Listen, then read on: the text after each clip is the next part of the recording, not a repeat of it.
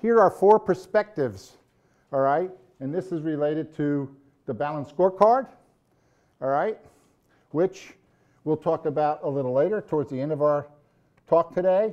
And these 4 perspectives that is widely believed that a company should focus on are, first of all, financial results. Second is the customer. Third are internal operational processes. And last, innovation and growth. And so we're going to look at these as a combination of things. And by the way, what you find often is that in the short run, in order to maximize this, these 3 can be sacrificed in the short run. Okay, and so, and perhaps we'll talk about that a little as well. Okay, now, from the standpoint of entrepreneurs, which I know this seminar is geared towards entrepreneurs, we're usually talking about smaller companies without a detailed, complex organizational structure, all right? And so consequently, it is some of these are translatable into performance indicators, but they're transferable and something that can be easily watched because, like my dad, everyone in management is on site most of the time. In addition, from my experience with working with small companies, the financial factors are something that needs to be understood. And so at this point, what I'm going to do is concentrate on building a scorecard for the financial factors, okay? And as we go to the next page here, I will suggest that when you're looking at a business from the financial standpoint, here are the 4 ways that you should look at it. Now, all of us, if we were to go to a medical doctor and the doctor said, "What are you here for today?" And you said, "I was jogging and I twisted my ankle, it's blown up, it's swollen and it hasn't gone down and it still hurts." Well, obviously one of the first things he or she would do is give you an x-ray. On the other hand, if you went to the doctor and you said, "You know, I can't keep anything down in my stomach, I'm waking up with cold sweats, and I don't have any energy," a whole different set of lab tests would be done in that circumstance. My point being that in financial statement analysis and in financial analysis to understand the company and measure progress, okay, and to measure progress, there are certain questions that have to be addressed. And each of them have their set of ratios that reveal important elements of that item. I suggest these 4. The first one is profitability. The second one is liquidity. The third one is solvency. This is also called leverage, okay? This is also called risk. And lastly, market tests. So 4. And what I'm suggesting is that to each one of these, there are a set of ratios and percentages and trends that help you to track these. And so we're gonna create a little dashboard, okay, for these 4. That's where we're going today, okay? And I think that this is important for the entrepreneur and and the kinds of activities that they get involved in. Okay, first of all, profitability. If I were to say to you, I'm not going to tell you who the company is, but they earned $100,000 in profit last year. Was that good or bad? Well, the answer is I can't tell. I can't tell because if it was IBM, it's terrible. All right?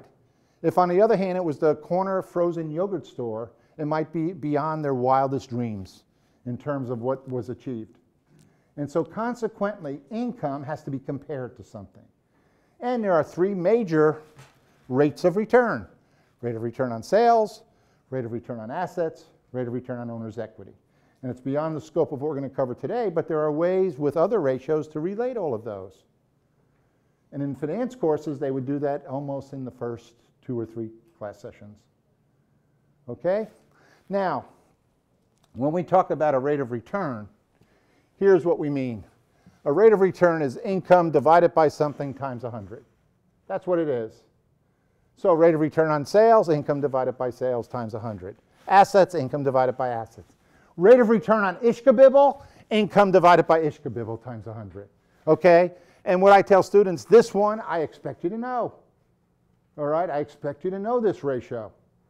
It's just logical. Okay.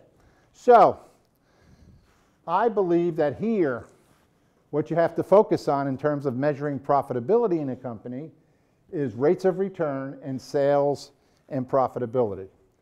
And on the next page, I've selected some indicators that I think in an entrepreneur, this is where you should start in terms of a dashboard. By the way, I want to stress that in the numbers we get, these do not provide the underlying answers of what needs to be done. What it provides are the underlying questions that need to be asked, okay, and that need to be investigated. But here's what I would suggest, and I'm trying to have just a small dashboard because you can have immense dashboards, obviously, with the information technology that's now available. But sales growth rates, profit growth rates, rate of return on sales, and this is analysis of the income statement, key items, and then revenue per employee. So these are the ones that I would choose. And we're going to, and it's, if you'll turn ahead a few pages to page 6. Here's page 6. Here are 3 income statements. This is a company that I have been working with. They actually started in 2005. And you can see here, and what you should really start with is top line, bottom line analysis. Top line, bottom line. And if you watch the business school on TV, all right, that's where they talk about. Top line, bottom line. That's where they start, okay? And that's where security analysts start. But look here. If we look here, what we see is that in 2007, they had 1,836. They had 1.8 million in sales. 2 years later, they had almost 3.9 in sales right here. So sales went up over 100% in 2 years. Okay, in 2 years, sales went up over 100%. But now I do my bottom line analysis. And when I look down at my bottom line, I see here 243,000 in profit here, and 2 years later, 269. So what you have is this huge sales growth with a flat bottom line. And so the question that comes up is why? And by the way, the answers can be, or at least the questions that need to be asked, can be gotten out of there. But we're going to create a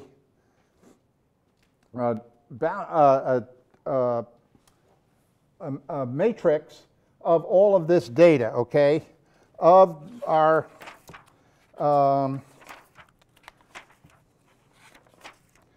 dashboard. Okay, so, and let's take a look at page number 9. Let me say that again. Top line, sales more than doubled in 2 years. Bottom line, stayed flat. I'm asking why? We're now into 2010 and then to 2011. What's going to happen in 2011 and 12? And when I come here, and there's my dashboard up there.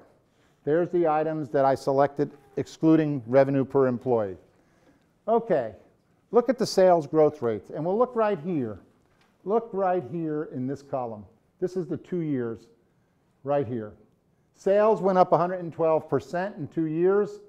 11% was the net income growth rate. That's the $64 question. Why did that happen? Okay? Look at my rate of return on sales. Okay?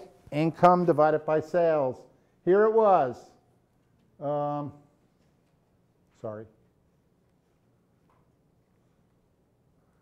13% here, 10% here, 7. That's just what my concern is. Well, as I look down here, I start to get an explanation. I ask you, was operating expenses the problem? No, it wasn't. Here, operating expenses were 16% of sales, 16% of sales, 16% of sales.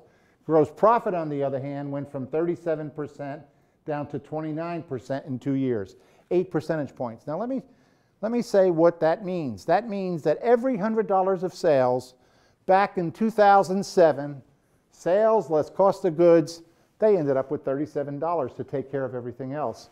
2 years later, it was only $29. So right away, I have focused in on the major problem. The major problem here is what happened to gross profit.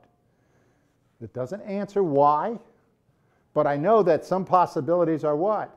My cost of goods sold have gone up, and I haven't been able to pass those on, or haven't chosen to pass those on to customers in terms of pricing. That's one possibility. Another possibility, I've lowered prices purposely to penetrate the market. Another possibility. Okay? A third possibility, sales mix. My sales mix may have changed. I'm selling more of less profitable goods than I was 2 years ago. In any event, what I'm trying to point out is that this kind of dashboard, okay, looking at 3 years here, that it's very, very revealing. Operating expenses have stayed steady at 16%. Every $100 in sales, 2 years ago, $16 went to operating expenses. Now, $100 in sales, still $16. That has not caused the rate of return on sales to go down. The net income, the rate of return on sales, that went from 13 to 10 to 7. Interest expense has gone up as a percentage, which tells me what? That we're more leveraged now than we were 2 years ago. And so what I'm trying to do here by creating a dashboard is, of key factors is to provide management with a way to do this quickly. Now, I've done it here for 3 years. We could certainly have done this on a quarterly basis, which is what I often recommend to clients. Okay, do it on a quarterly basis at first, and soon thereafter, after they've done that for a year or so, a small business, start doing it on a monthly basis. And so then you have month and year to date. And so you're tracking the business. And this is a very, very easy dashboard, okay, table to create. All right, going back,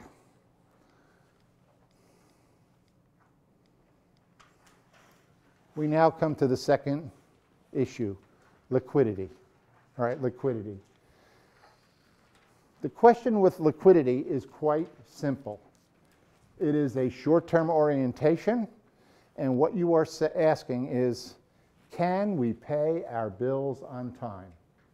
Okay, can we pay our bills on time? All right? And I can tell you, for those that are entrepreneurs in the audience, those that work with small companies, those that work and concern themselves with the cash burnout rate that the company is going through, that this is the area that often management of small companies do not fully appreciate, okay? They're focused lots of times in the small companies that I've worked with. This is in the southeast portions of the United States. Their background are engineers. Their background are in sales. These are the two areas that they were specialists in. They saw a niche, they saw an idea, they had an idea, and they created a company to work on it. And their natural focus is on the customer, the product, sales. And it's hard for them to understand, how could my sales be going up like this, my income at least staying steady or going up, and at the same time, I'm having trouble cash flow wise. My friends, you cannot pay a nickel of bills with income. We have all heard the expression, love makes the world go round. I wish it were true, okay? I wish it were true. It is cash flow that makes the world go round, okay? Look, let's say you have an auto dealership, and I saw this in Atlanta in the last 6 months. Auto dealership says, we're having a sale, a midnight sale at the end of the quarter. Anybody that comes in, no down payment, no payment for 6 months, okay, none. No interest accrued for 6 months. So your first payment is 6 months from now. Well, there you are on the last day of September. They're having a quarterly sale.